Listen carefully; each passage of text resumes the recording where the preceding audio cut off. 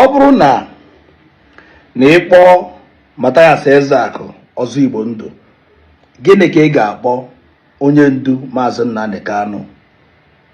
Ọ bụ na ịkpọ Mathias Ezeaku ọzọ Igbo ndụ, as many people are calling him, that is the reason why Mathias ji efula mgbe n'isi na-aza ka ezi ihe ya akpọzi Mazi Nnamdi Kanu. See, let me tell you, I never want to value anybody who has never posted or talk about the release of Nnamdi Kanu. I don't value onya. What makes Mathias ọzọ Igbo ndụ? Iji ego gị azụ ndụ, atụkọ ego na organization, iwere ego ndị mmadụ tụkọtara na-azụ ọzọ Igbo ndụ, ọ na-atọ gị ụtọ, and you accepted that name. The other time emere ijere konuko protest, konukọta protest na ị ga-eme protest na n'Ọka maka Soludo, oru echie anyị eme protest dị ka echi, oru today a call off protest. Ma one woman from Germany sent 200,000, ndị sendịrị 10,000, 5,000, 20,000. Isi ntu a bi ego ahụ mmiri, ego ahụ laa, na-azọ ọzọ Igbo ndụ wute ego ndị mmadụ. Mathias Ezeaku has never one day posted the picture of Nnamdi Kanu ma a bụrụzie na erelease ha odogwu. Ọ nwere ihe gbasara ya na Mazi Nnamdi Kanu, o jọsụ na-eme na omenala were omenala wee baa ndị Igbo ime. Also gullible ones, because of him and ndị Igbo na-adịkarị highly emotional. Ewere ha anaghị dị ka agwa ofu onye ọrịa wute ego ọha na-abụrụ ego. Ị chọrọ ịzụ ọzọ Igbo ndụ, use your personal money and your personal sweat and income wee mee foundation zụọ ọzọ Igbo ndụ. Somebody like Atọzụ na Igbo chọrọ ime ife kịta, were ego eme ife akpọ ya ọzọ Igbo ndụ. Somebody like a seahorse lubricant chọrọ ime ife, o were his money mee ife akpọ ya ọzọ Igbo ndụ. Somebody like Obi Kubana chọrọ ime ife kịta, oke ekeke with his money, not ego ndị mmadụ tụrụ atụ, akpọ ya ọzọ Igbo ndụ, ọ dị right. Somebody like E-money mee ife wete ego were his own money wee kee oke, kee ụmụ ogbenye, akpọ ya ọzọ Igbo ndụ. Ọ bụrụ ndị Igbo nọ in diaspora tụsịara gị ego ndị 1,000, ndị 5,000, ndị 20,000, atụsị ego, iwere ego ndị mmadụ jee mee ụfụ onye surgery, ịzaba ọzọ Igbo ndụ. How will you answer ọzọ Igbo ndụ ebe Mazi Nnamdi Kanu ka dị ndụ? Who dare you? How dare you? Where you come from? Ebe gị si bịa? A na-glorify gị na-aza, isi gị na-aza ọzọ Igbo ndụ, ọzọ Igbo ndụ. Onye ka ịzọrọ ndụ with? Do you zọrọ the ndụ with your money? Answer is no. Ịzọrọ ndụ with ego ndị mmadụ. Ife ị ga na-aza bụ ọha zuru nye, na ọha zuru nye, na ọha nyere gị, na ọ bụrụ ọgụ nwe na-azụ ọzọ Igbo ndụ. A na-glorify Mathias.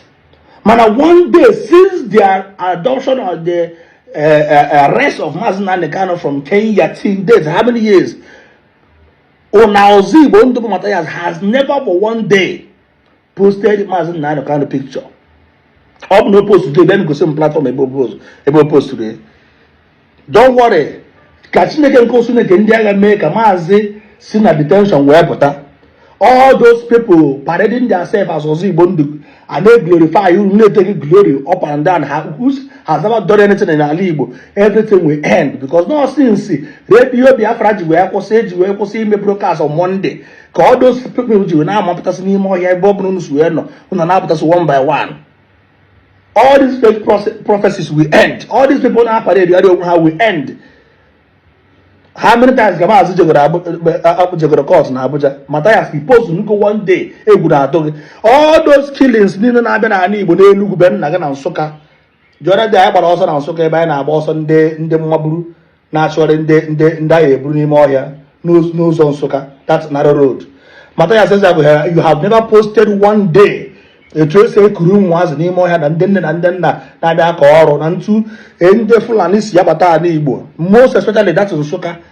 You have never posted one day ka ịgwa gọvanọ unu ka amara ihe a ga-eme ka a kwụsị this insecurity nọ na Nsụka bụ unu. Ihe eme na-azọ ọzọ Igbo ndụ, onwezi obere problem, ndị ma na-amapụta ozugbo etu esi eji ụka egwu ndị Igbo wayo, etu a ka esikwa eji omenala na egwu ndị Igbo wayo. Mathias Ezeaku has never got ọjị one day. Ọmaha na ọjị gbara ịnọ, the meaning of ọjị gbara ịnọ, ọmaha the meaning of ọjị gbara ise, ọmaha the meaning of ọjị gbara ịtọ. Onweghị ihe ọma na omenala.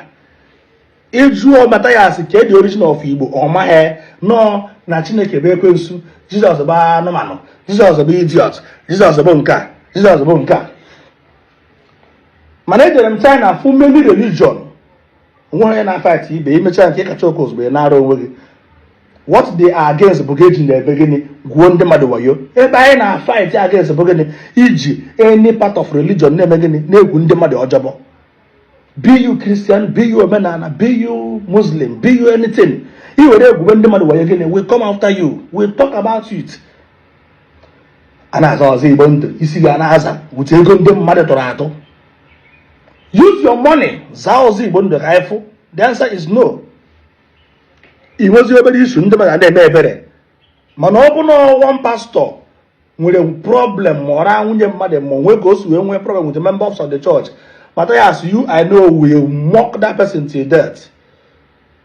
You leadership ka nwa ya nwụrụ, Mathias i bidoro ozugbo wee gwe na reality has hit you. So whatever that is coming to you now, you deserve it 1 million times.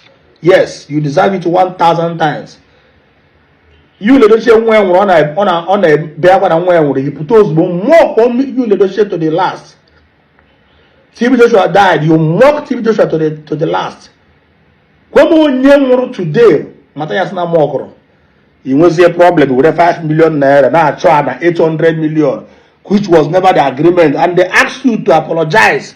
They gave you 72 hours to come online and apologize and tell the world the truth. What you know, you have never done that. All riffraff, some riffraff, they glorify you. They glorify you. Get I see as a the only gwara gị may apology. Only the grace to apologize. Ejo send it for millions of naira in a baka churu. I'm not against what you are doing, but in the against about it is not that your men and in the hojabo. You speak against Christianity, worshiping Christ on Sunday. You the same thing you on Sunday. They talk about the Christian non-completed building. The same you not completed building. Now let me rest my case. Now let me go.